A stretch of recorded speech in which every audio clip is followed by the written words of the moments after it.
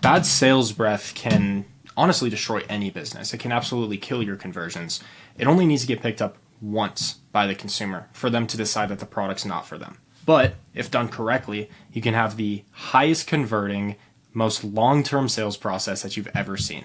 It's how I was able to generate $120,000 a month at 17 years old while still being in high school. Over the past 3 years, I've worked with the top 0.1% of CEOs. I've generated over 7 figures online. And honestly, I think it's all because of the fact that I learned how to sell without being salesy. So in this video, I wanted to break down the 7 things my team does differently from everyone else to make marketing that doesn't feel salesy. I want to make it clear that salesiness is not a bad thing. It's guaranteed. Like if you're going to sell a product, there's going to be a little bit of salesiness. So it's not something you should be afraid of by any means. It's almost guaranteed to happen, and you're always going to piss off at least 5% of people.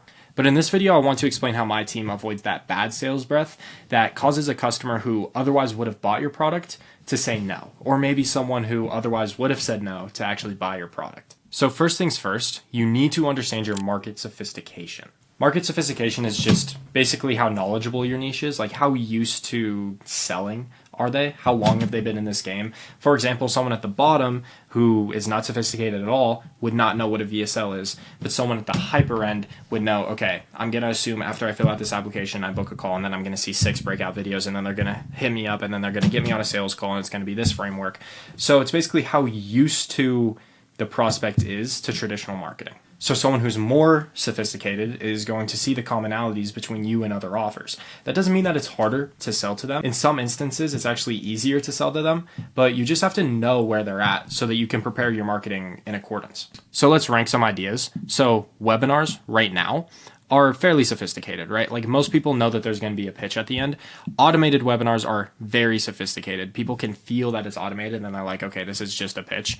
Free trainings as well are starting to become more sophisticated, I've noticed. So webinars are actually kind of lower on the spectrum. I put free trainings here, kind of like the stuff that Brez is doing, because so many people have opted into a free training. At this point, they know it's a VSL. It's not actually free training. So conversions are a little bit lower there. In terms of niches, dropshipping is generally a more sophisticated niche. Like they've seen low ticket funnels, they've seen webinars, they've seen all of this type of jazz. Mobile detailing, on the other hand, maybe they've never even been on a webinar. Maybe they've never even fallen down a VSL. Typically, that's how it is for mobile detailers. So the first thing we do when we onboard a new client and we're going to do marketing for them is we figure out the customer profile. And part of that is how sophisticated is this market on a scale of 1 to 5. So typically, what someone would say is, this is how I was able to generate 8 figures online in just 2 years by running a dog barbershop. If you're selling to a sophisticated market, this just sounds like goes in one ear and not the other. It just sounds like static, right? Like I've heard this a billion times. But you could also say, look, this is a VSL. I'm here to sell you something. So let me just explain who we are, how we help, and then you can make a decision from there. That on a more sophisticated audience is going to click more. They're going to be like, okay, this person's different. I actually want to listen to what he has to say. The second thing we look at is general public versus affluent. So another thing you have to look at when you're looking at the customer profile is, are they rich or are they just like in the middle? They react much, much differently to marketing. Kind of similar to the difference between B2B and B2C. It's very different. So in affluent marketing, you want to be concise. You want to have zero fluff. You want to talk about what they get, because normally the biggest thing stopping someone from buying is a lack of information. If they're general public, the biggest things that you want to talk about is skepticism, concerns. Typically, you're going to have longer marketing because the biggest obstacle is a lack of trust and or a lack of belief.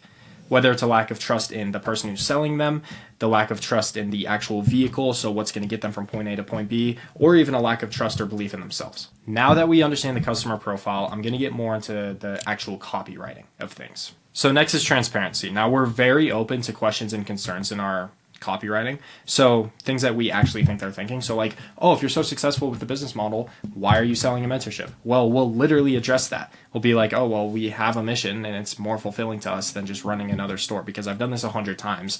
There's a certain point where you don't need money anymore and it's more about purpose. That's something that I would say in marketing. We also want the prospect to know that we have a mentorship and to know that we're very open about it. We'll actually treat it as one of our clients' companies, like one of their portfolio companies, kind of what Iman does. And this is a big one. We'll explain things even if we think it's going to make us look bad. So I really want to explain this because I don't want you to take it the wrong way. An example of this would be like, let's say we're running a webinar. If our prospect is feeling nervous and shaky, We want them to say that on the webinar.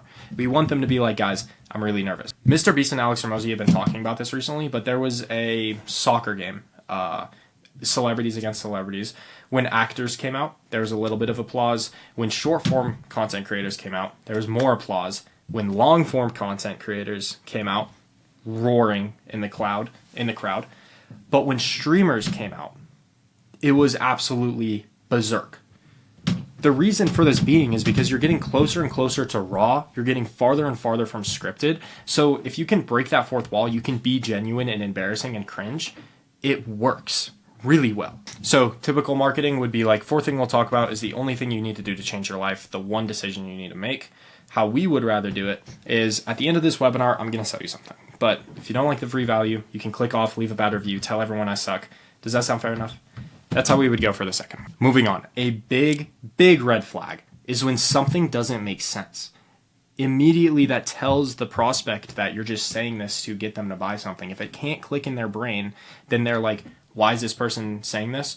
Oh, probably to get me to buy something. And that triggers salesiness. Sometimes as a marketer, I get caught up and I forget that marketing's not just a checklist. It's more of a dance. You want a solid string throughout your whole sales system. You want a solid customer journey. A common example of misused scarcity is limited to 10 spots or closing tomorrow for urgency.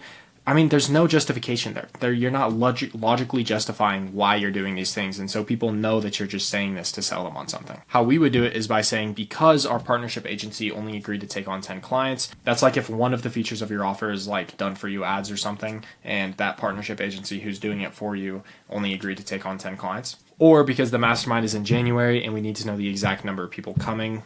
That's another example of logically justifying why you need to close the program tomorrow. Another one, fake exclusivity. So a lot of people use an application on the page without explaining it. So without justifying it, without logically explaining why this person needs to apply, it's going to be like, oh, they're only making me apply because they want to know how much I have to invest. Marketers, and myself included, often think that our customers and the people we're selling to are dumb, but they're your wife, they're your father, they're your friend. Like, they are real people who can think. This one depends heavily on market sophistication, but how we do it is by saying we don't let anyone join.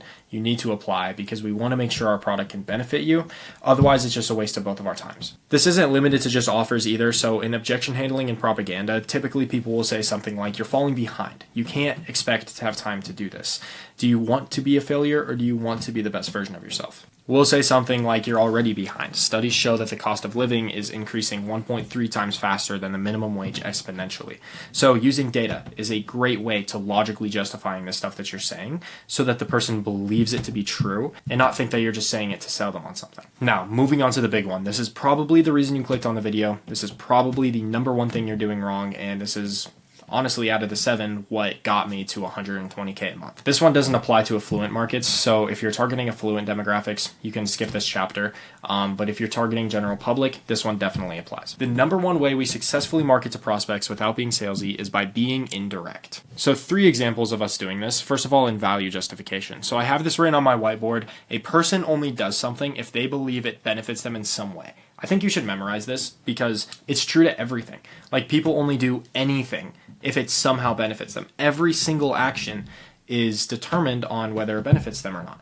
And every decision is determined on which one benefits them more. So you definitely still want the thing to be sexy, but to be indirect, you want to make sure that you don't exaggerate it. You don't want to blow things out of proportion. So most of the time we won't explain that they need it, but we'll explain what it is because the value should prove itself. If it doesn't, then we will explain it. Sometimes we do need to give more context to our marketing, but oftentimes we don't. The second way we do this is with authority. Now, oftentimes when we're framing our authority, we like to be nonchalant in a way that the message is still delivered, but in an indirect way. So maybe instead of having the client talk about all their feats, all their accomplishments, we'll have someone else do it. We'll have an announcer hype them up, like someone they've been on a podcast with or in an interview or something like that. Instead of cigars on yachts, we'll have $20,000 cats on Lamborghinis just because it's more indirect. It's not easy to fake. You can just feel the vibe difference. You can feel which one's trying to sell you a course and which one's more authoritative. A lot of these tie into each other. Like, you can see how this ties back into market sophistication. Everyone is posting cigars on yachts. Not everyone is posting cats on cars.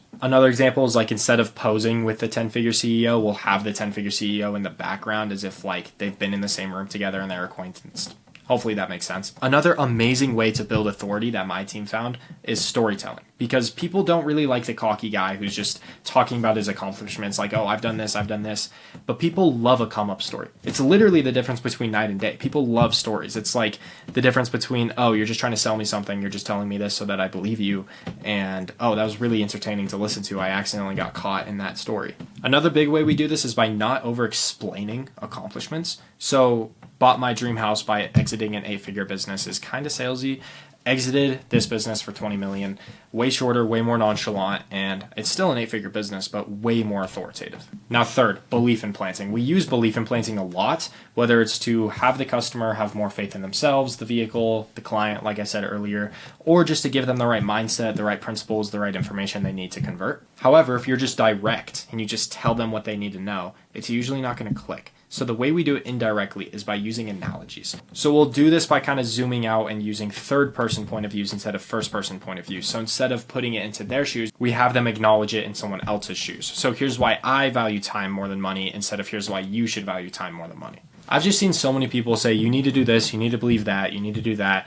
We like to use data, tie back to the other example. We like to use data to logically justify why we're saying things, and we like to use stories. Maybe tell a story about a person the client talked to at a cafe. It's a longer process, but it's certainly worth it, as long as you remember to tie it back in and make sure that everything makes sense logically, going back to principle number 4. Another example is if I just said subscribe versus if I found a clever way to integrate it into a YouTube video that somehow got you to think about subscribing. You can kind of see the difference in salesiness there. So the common theme is when things are unbelievable or things are pointed directly at them, they think to themselves, hey, they're just trying to sell me on something. Now, we use actually applicable offers. We don't just cherry pick buzzwords. Positioning the offer is almost just as important as the actual offer itself, but the way that we do this is not by stealing buzzwords that another person used. We use words that actually stick. Now, the best way to do this is by getting into the customer's shoes. Certain terms are just thrown around a lot in marketing. So, community of like-minded brothers, inspiring community of like-minded entrepreneurs, elite network of entrepreneurs, elite network, new like-minded community. Here's some more: weekly group calls, weekly group calls, 2x weekly coaching calls. So here's an example on how we would do it differently. So typically what someone would say, let's say we're selling an AI course. Typically they'd say an intensive course with 500 plus hours of content. How we would do it is by saying comprehensive AI guides that are updated every week.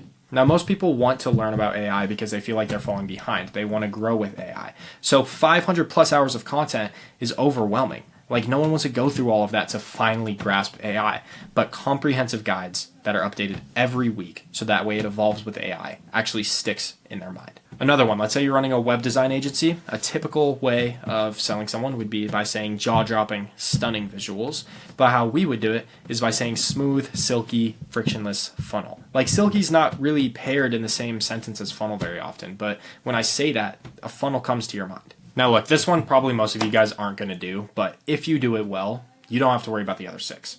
It's about making the free stuff actually good. We don't just prioritize for conversions, we also make sure that we're prioritizing for value. So what is value? Value fundamentally, I feel like it's oftentimes overcomplicated, but fundamentally, it's just making their life better. So let's use a sales example. If you teach them how to overcome an objection that they've been struggling with for a while, the next time they run into that objection, they're going to close it and they're going to make more money, which means you just improved their life. The more valuable something is, the more impact it has. So let's say that that objection was something that the closer was stuck on forever. You just made a bigger impact in their life. And what this means is they'll get more cash incentives, they'll change more people's lives, they might level up in the position, they learn more about sales, they become a more valuable person.